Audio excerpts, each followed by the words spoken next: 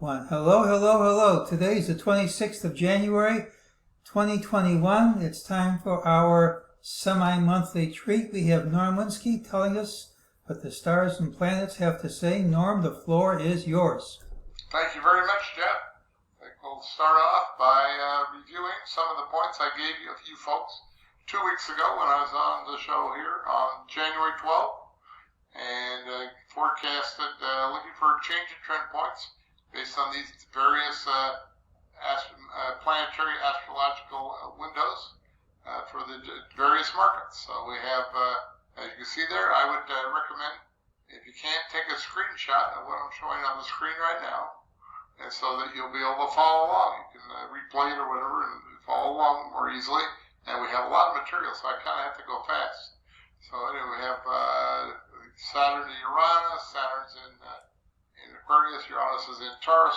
So Taurus the bull, you might guess that has to do with cattle. Saturn is coffee, copper, and so forth. That's kind of the idea.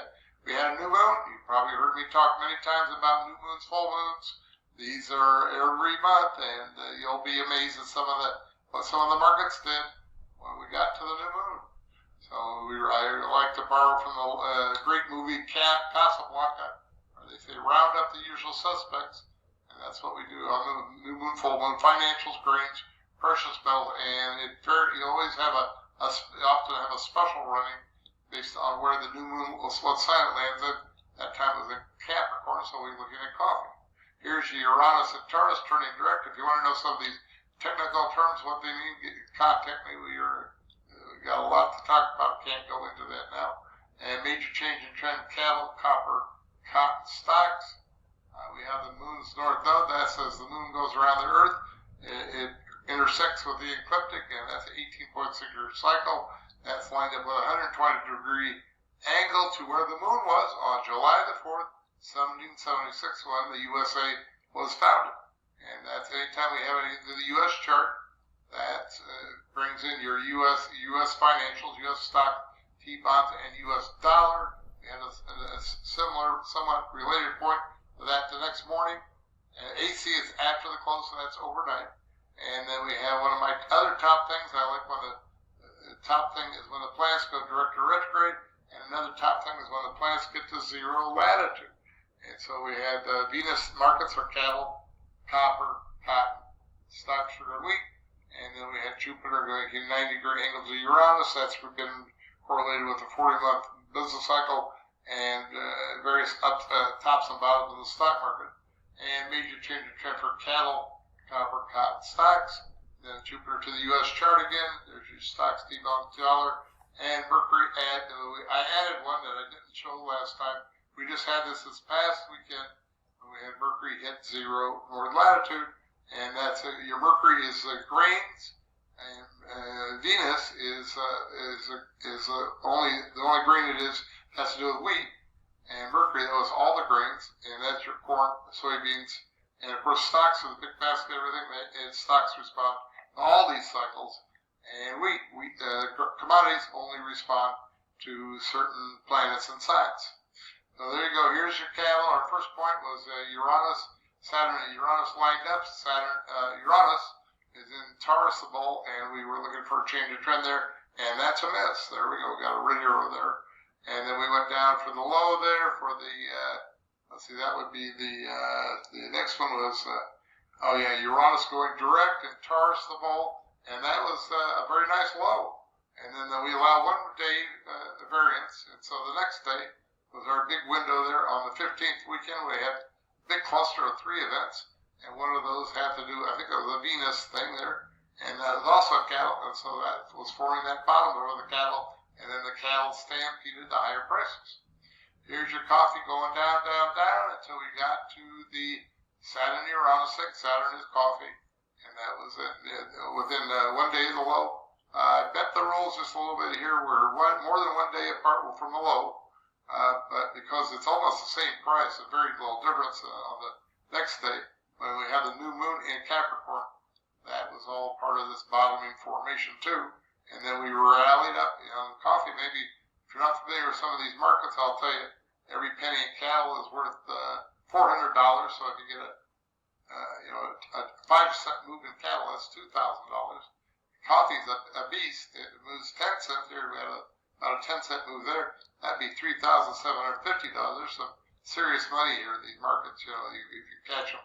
Here the copper went down, down, down into our first window with Saturn and Uranus, which is copper. And that was a nice low. Then it popped up, and then we just kind of went sideways for a couple of days for my next window. And then it came back down for my big window on the 15th weekend, and with the triple the signal there. And that was also a low, and that went back up. Every penny in copper is worth $250. Here's the grains are probably one of the more interesting markets here in the past several weeks. I don't know if you folks are aware, but these grains have been on a huge tear, a huge bull market since about November. The fundamental news which I seldom follow, the story is supposed to be the Chinese came in somewhere in the fall there and bought up the grains like crazy, and ever since then they've just been going up like crazy.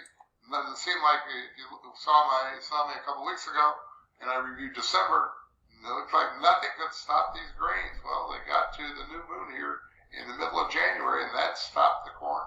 It stopped the grains, basically. And there you go. On the high day, just after the new moon, was your top in the corn, and it dropped 50 cents, which is worth $2,500 in about 10 days. Here's the cotton, took a nap. There's the yellow bars, mean we're not doing anything there because it's going too much sideways, Here's the gold. I know a lot of people like to follow gold. It rallied up into our new moon for a short-term top and then went back down. Here's the OJ. OJ went down, down, down into the new moon, and it popped up for a couple of days, so you could have made a little money there. Silver followed the gold nicely up to the new moon and then back down. Here's your beans. Up, and away into the new moon, and that was the top. And this was a really big move. This dropped $1.50 on your soybeans, which is worth $7,500 from high to low. And guess where the low was? Well, it was this past weekend with our mercury point. So there we go. We had the high and we had the low.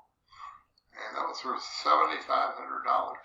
Here's S&P. I got lots of stuff for S&P. We had a little pullback here into my first window, the Saturn Uranus window there. And that was a little low there. And then we went up into our next window, which was the weekend of the 15th.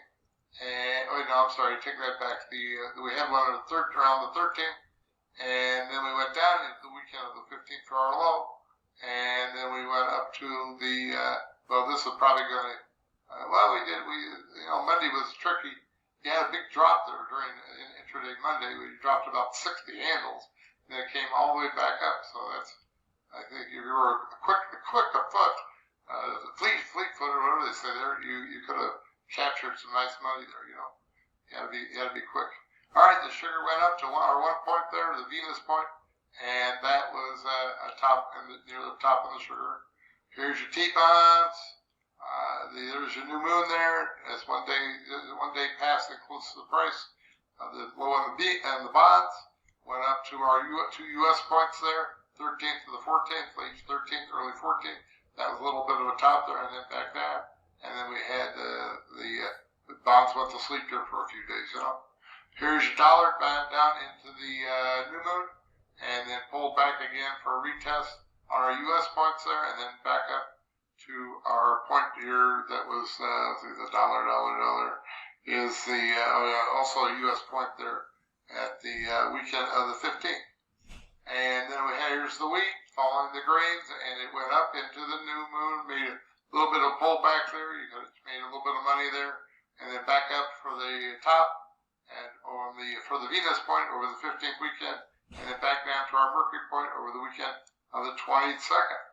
Alrighty, if you counted up the greens and the green arrows and the red arrows, there were 36 winners, one miss out of 37 for 97.30%. Sorry about the miss there, Jeff. I forgive you. I'm going to show you my planetary index. I do this blue line in advance of the entire month, usually in the latter part of the previous month.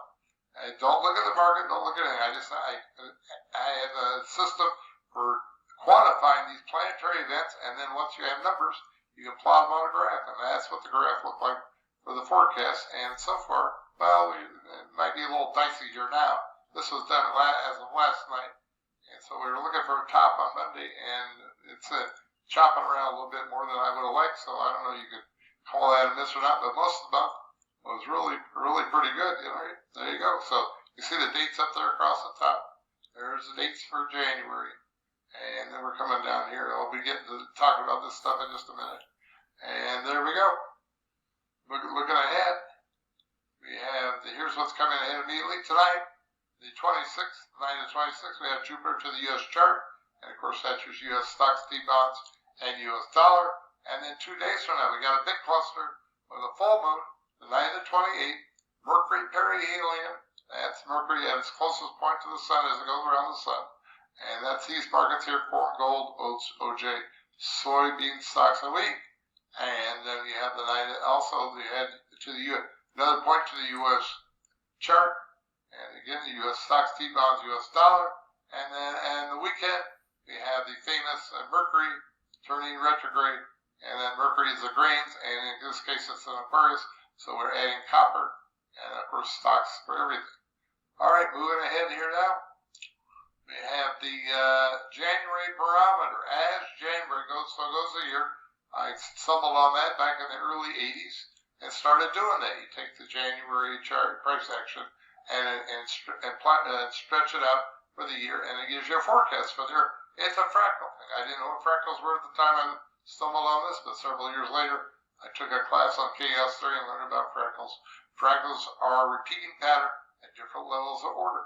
So there you go. The blue lines were done back. The blue line was done back in February, after January was done, and I overlaid the black bars on top of those actual prices for the S&P 500. And you can see most of the time it was pretty good. Now we do have some inversions, but here's what's good about the inversions. When you're looking for a low there, it's a top. Looking for a high there, it's a bottom. So the timing, even though it inverts, and often the timing is still good. Now, the January barometer, that's what that is. It says if the market closes up in January, you should have an up year. If the market closes down in January, you should have a down year. That has worked about 75% of the time since I saw a statistical study on it. They did since 1950. It worked 75% of the time. The only thing better that has a better track record than that is the Super Bowl indicator, which says that you have the NFL is divided into two conferences. You have the NFC and the AFC, and whoever the two champions of the two conferences meet in the Super Bowl. And if the NFC team wins, that's bullish. The AFC team wins, that's bearish. And what's neat about this is this has an 80% track record, by the way. 2 more minutes, Norm. Indicator. What's that? 2 more minutes and my program runs out. And so you get the answer. I mean, these two models should agree a high percent of the time. And so at the end of January, you should be able to predict who's going to win the Super Bowl. So if the market's up in January, the NFC team should win. If it's down, the AFC team should win. And then they will both be predicting the same thing. So far, pointing at the Tampa Bay Buccaneers, the NFC team, should win the Super Bowl. Obviously, if we get a big down here at the end of the month, that could cancel it. All right, here we go. Here's the fractal for the T-bonds and January barometer. That worked really well. And here's my day trade. I picked want to show you a quick sample of how we do the day trades. I have a timing. We have exact time to the minute. And then I have a price pattern that we watch for a filter so we don't get caught in this choppy sideways stuff. And so we had all those things lined up. Most of these things I pass on. But we had everything we needed at 3:47 on the 21st of the month. And there you go. So you would have gone short there. It dropped in about 3.5 handles in about 7 minutes. And that was good for 3.5 handles, $175. So here's how you get a hold of me. Here I'm in sunny Naples, Florida. Phone 239-594-3939. You can email me and Winski at mbart.mail.com or Skype and Winski_1. Thanks for having me on, Jeff. Looking forward to helping some of your folks. Norm, that's a fantastic percentage, and we'll see you back in a couple of weeks. Great, thank you. Okay, bye.